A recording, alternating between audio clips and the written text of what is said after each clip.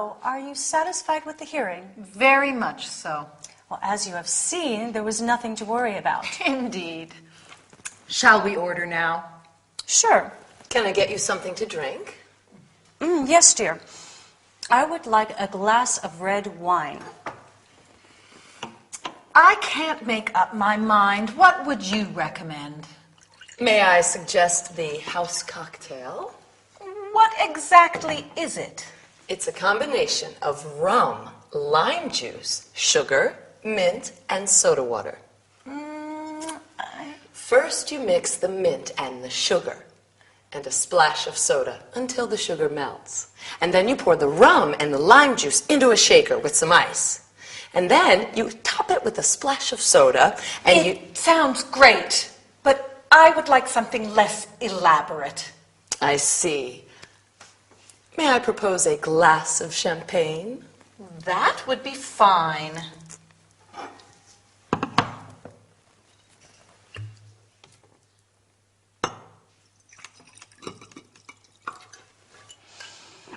To our successful meeting.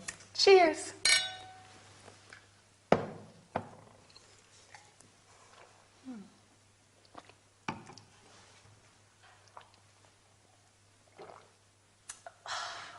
Would you like another drink? Oh, no, thank you. I already feel a bit dizzy. I'm afraid I have to go. I have an appointment in half an hour's time. Oh. May I have the bill, please? Sure, it's 15 pounds. Put your wallet away. This is my treat. No, you paid for dinner last time. Thank you, then. Thanks for a most enjoyable evening. Not at all. It was a pleasure. Goodbye. Bye. Bye.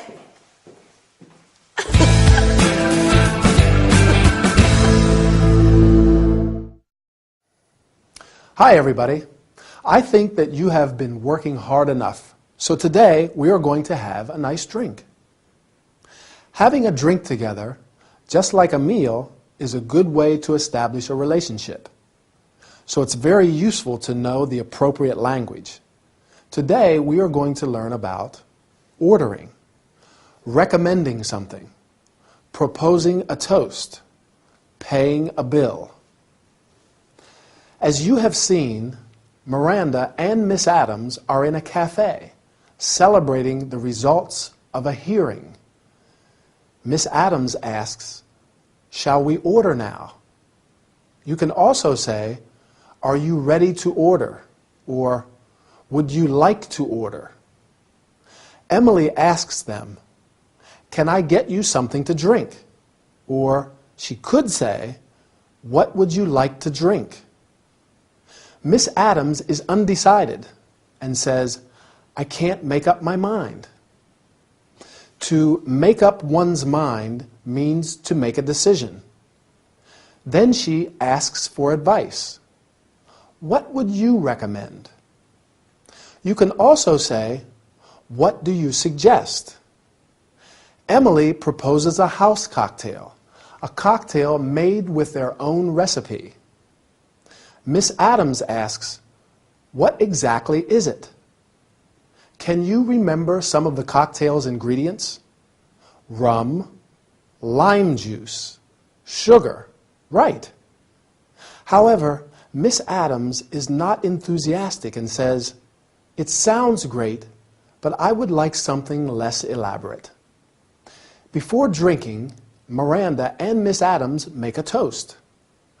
A toast is the act of raising glasses at a gathering and drinking together. Miss Adams says, "Cheers." Cheers is a friendly expression said just before you drink an alcoholic drink. Then Miranda asks, "Would you like another drink?" You can also say, "Would you like something else?" or "Would you like something to eat?" Before leaving, Miss Adams wants to pay and asks, "May I have the bill, please?" But Miranda does not want her to pay. "Put your wallet away. This is my treat." "This is my treat" means I will pay. Do you remember what Miss Adams answers? Right. No, you paid for dinner last time. Finally, Miss Adams thanks Miranda for a most enjoyable evening. Well, it seems you have made very good progress. Before leaving, I would like to propose a toast to celebrate. Bye, and see you next time. Oh, Linda, I'd like to have a word with you. Okay, sure. As you know, we're opening a new office in Glasgow, Yes? and Miranda is very busy at the moment, so I'm doing a lot of her work, and neither of us has much time. Yes, I've noticed things are really busy around here lately. And ideally, I'd like the new office to open 3 months from now. So soon? Yes, and the only way that's possible is for you to manage the project. Me? Yes, we'd like you to head up the project. We trust you. No one knows this office and the way things work better than you, apart from Miranda, of course. Of course. So what do you say? Well, thank you. It's a challenging task, and I'm happy and honored to be put in charge of such an important project. But I am a little worried about the tight time constraints. Yes, I know. You'll have to work on a very tight schedule, but we're sure you can do it. 3 months. That really leaves no margin for error. Don't worry, Linda. The studio's here to give you all the support you require, and you'll have everything you need to do the job. Okay. What we'd like you to do first is to define the scope of the project. What has to be done to meet our 3-month deadline? Any questions?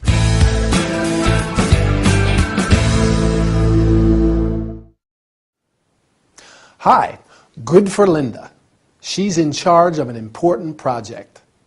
I don't envy her much, though. She's got a lot of work to do if they want to open a new office in 3 months. So Al's briefing her. He's informing her of the news and instructing her on what she has to do. That's what we call a briefing. He asks Linda to head up the project, be in charge of it. That means be the head. She will therefore have to manage the project, direct it. That's a big job for Linda. In fact, she says it's a challenging task. It's a difficult but stimulating job. It's challenging. So why is it difficult? Well, Linda's worried about the tight time constraints. The time she has is very little. The deadline is in 3 months. We can call it a 3-month deadline. A deadline is the final time or day that you have to finish a project. The lack of time leaves no margin for error. She can't make any mistakes because she doesn't have the time to fix things. There is no margin, no space, in this case, no time for mistakes. This means she'll have to work on a tight schedule. What is a schedule? When we're talking about a person's schedule, we mean their daily or weekly plans.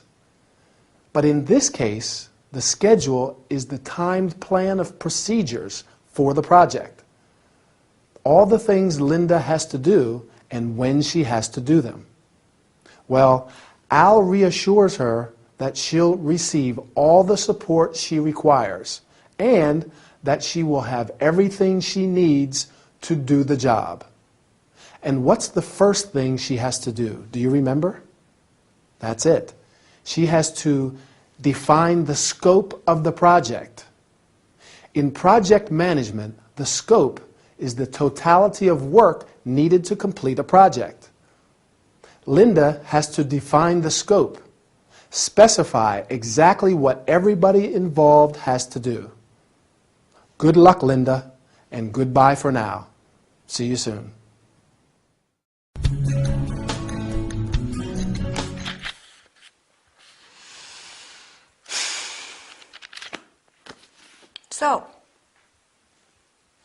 So, ready for our coffee? Or do you prefer I come back after the gym? You went to the gym yesterday, didn't you? Sure, I go every day. Every day? Yes, it's great. The gym has state-of-the-art equipment, space-age machines, which give you a total body workout in less time. Uh-huh. When you start, you get a wellness key, which you plug into the machines that you use. A key? Yes, it keeps track of what you do, the calories burned and the heart rate. I see. These machines make exercising interesting and fun. For instance, they have a treadmill, which has integrated satellite TV and radio, which makes your training more entertaining. Yeah, sounds great. Have a look at my biceps. I think the basic concepts are the same. Lose weight, gain strength, keep healthy, right? Yes, but the modern equipment allows you to achieve the same results in a shorter period of time. I don't particularly like all this high-tech stuff. I still prefer natural activities like jogging. There is nothing as enjoyable as jogging outside on a sunny day, maybe listening to some good music. With your iPod plugged in, right? Yes. You see, you rely on modern technologies too.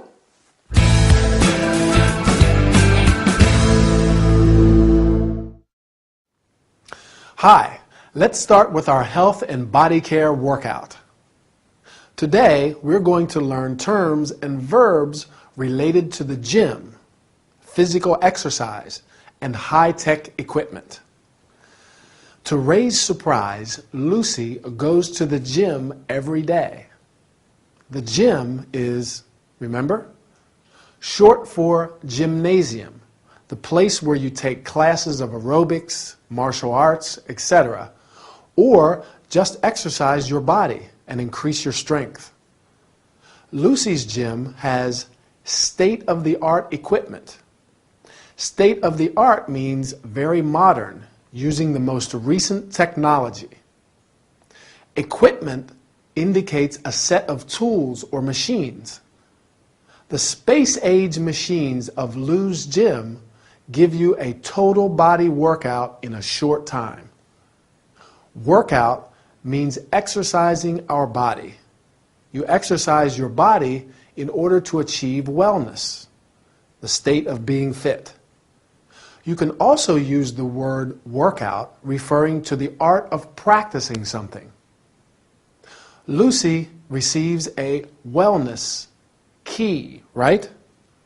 It's an electronic device that keeps a record of all the exercises, the calories burned, and the heart rate.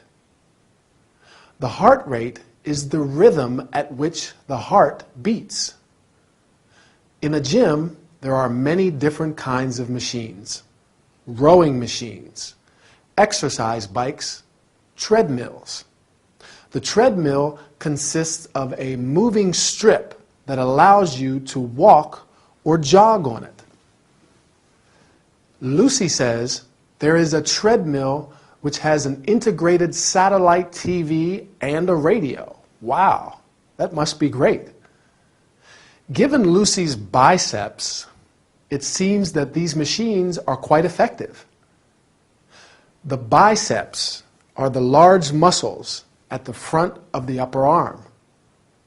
Other muscles that you frequently exercise are abdominals, quadriceps, shoulder muscles. As Ray says, the basic concepts are the same: to lose weight, gain strength, and keep healthy. You can lose or gain weight, and you can get or be strong and healthy. Does Ray like these machines? Not particularly, right? In fact, he prefers jogging, that is, running at a regular speed. Our time's over. I think I'll go jogging too. See you in the next session. Bye.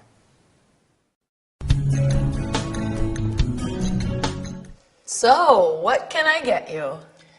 I'll have a cup of hot milk with honey, please. Okay. I know. You probably think it's strange that I'm having hot milk at this time. I would normally order a glass of wine or a vodka tonic. But I'm expecting, A baby? yes. You're pregnant? How wonderful! Congratulations. Yes, thank you. I'm very happy too. This pregnancy is sorting out a few things in my life, I mean. Well, good. For a start, as soon as my husband found out that I was pregnant, he changed his mind about the divorce. Oh. Then I can take a maternity leave, which means at least 6 months of work. Everyone hates me at the office anyway, so it'll be good to take a break for a bit. Oh, I'm sorry. Don't be. Mr. Gradgrind, my boss, would finally realize how valuable I am and how much work I actually do in there. And Matthew Pickle, my rival colleague, had better start pulling his weight. Well, I'm sure. And then there are all the things the baby will need. The coat, the clothes, the toys. It's expensive to raise a family.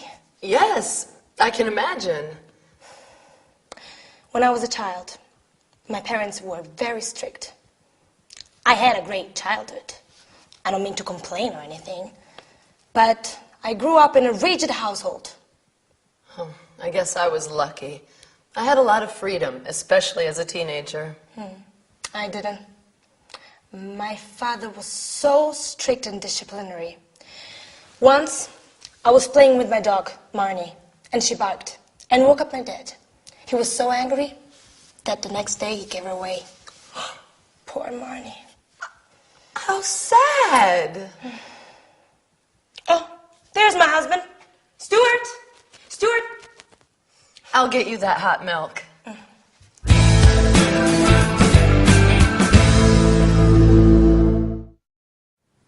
Well, Emily looks relieved that Stuart's arrived. I think Rose just needed to talk to someone. It sounds like she has a few problems, and Emily was there to listen. But she has some good news too, doesn't she? She's expecting a baby. Anyway, let's start with our training session. Rose is pregnant. She's happy about the pregnancy, and she's also happy that she can take maternity leave. That's the time that you can take off work and stay home because of the pregnancy. And we say, take maternity leave. However, the rest of Rose's life doesn't sound too happy. Everyone hates her at the office. Her boss doesn't appreciate her work. And her husband wanted to get a divorce before he found out she was pregnant. And she tells Emily about her childhood, her infancy, the period of her life when she was a child. After childhood, there's adolescence. That's the time from when puberty starts through to adulthood. An adolescent becomes an adult at the age of 18. That's when they reach adulthood. So going back to Rose, she grew up in a strict household. To grow up is to go through childhood, become a teenager from 13 to 19, and then an adult, presumably. What about you? Did you grow up in a strict household? Or did you have a lot of freedom, like Emily? She was lucky. She had a lot of freedom as a teenager. I had quite a lot of freedom too. My parents weren't very strict. They let me do what I wanted, which isn't always the right thing to do. Parents have a hard job. It's not easy to bring up children. That's another verb, to bring up, which means to take care of and educate a child. Well, Rose seems excited about bringing up a child, but she says it's expensive to raise a family. To raise a family is like saying to bring up a family. It means to take care of it and make it grow. Yes, it is expensive to raise a family, but it's one of the most rewarding things in life, isn't it? Well, take care, and I'll see you very soon. Bye.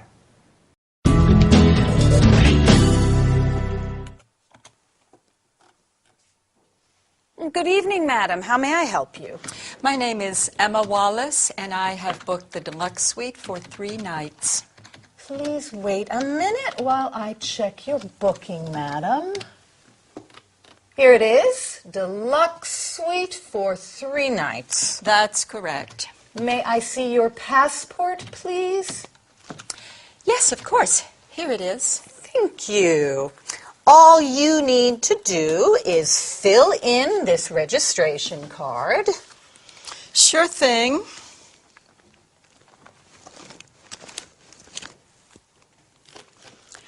Could I use your pen? Oh, sure. Here it is.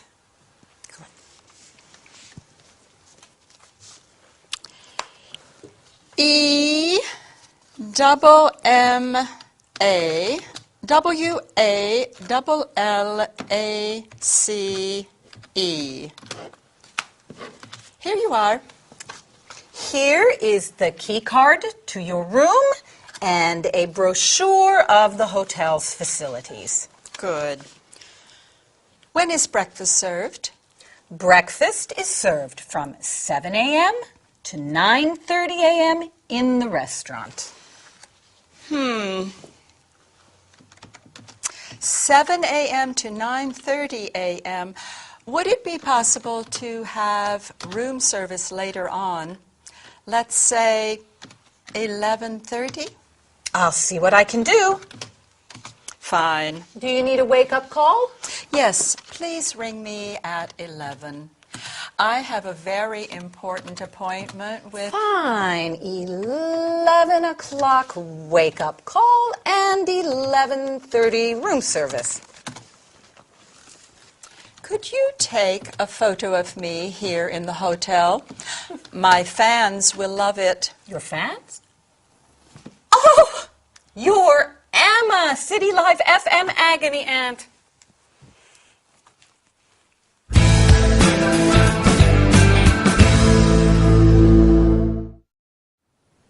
Hi, everybody. Are you ready for an unforgettable workout with our celebrity agony Aunt Emma? Instead of the usual TV studio, she is traveling on the Isle of Wight and has arrived at Cowes. Today, we are going to learn about how to welcome a guest, check-in procedures, hotel services and facilities. Agony Aunt Emma has arrived at Miss Adams' hotel in Cowes and has to check in. At her arrival, Miss Adams welcomes her. Good evening, madam. How may I help you? You can also say, may I help you? Or, can I be of assistance? Emma answers, my name is Emma Wallace, and I have booked. Do you remember what? Well, since she is a celebrity, she has booked the deluxe suite for 3 nights. Along with a suite, you can book a single room, a double room, etc. Miss Adams then checks her booking. Please wait a minute while I check your booking. You can also say, just a moment, I'll check your booking, or let me check your booking. Miss Adams asks to see her passport. May I see your passport, please? And to fill in the registration card. To fill in means to write the necessary information on an official document. She gives her the key card to her room and a brochure of the hotel's facilities. I think you all know what a key card is. However, it's an electronic device in the form of a plastic card which is used to open a door. Facilities means equipment and services provided for a particular purpose. Can you name some hotel facilities? Right. A restaurant, a bar, a swimming pool, etc. Emma asks, when is breakfast served? And Miss Adams answers that it's served from 7 a.m. to 9:30 a.m. Emma is not very happy about that. Can you guess why? Sure, because she likes to sleep until late. So she asks for room service. Room service is the serving of food and drink to customers in their room. Finally, Miss Adams wants to know if she needs a wake-up call. And Emma answers, "Please ring me at 11. I would like to sleep until 11 too. And you? I hope you have enjoyed this lesson. I'm sure it will be very useful when traveling to foreign countries. Anyway, our time is over. See you soon. Bye."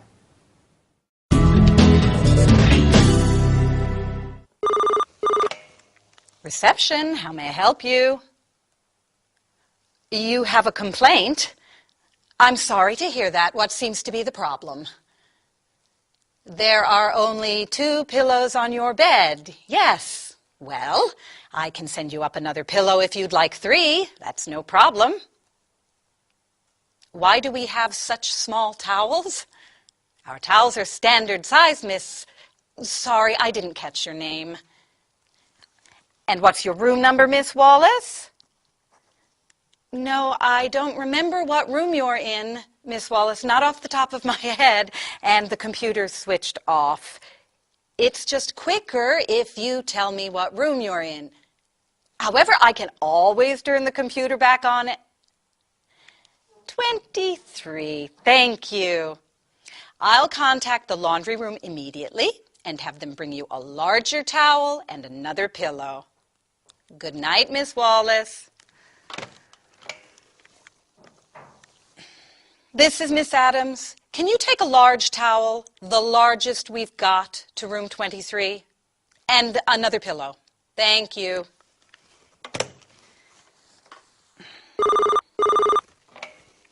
Reception, how may I help you?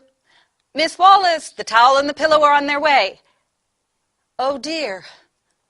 No clothes hangers in the wardrobe? Please accept my sincere apologies for the inconvenience. I'll fix this matter straight away. Yes, Miss Wallace, don't worry. I'll send you up some clothes hangers now. Have a good night.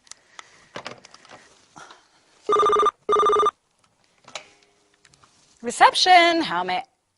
Miss Wallace, what's the problem now? That's right. There isn't any milk in the minibar. There's never milk in the minibar. Well, if you'd like some milk, you can order it. We have room service. Certainly. Cold milk or warm milk. You'll have your hangers and your cold milk shortly.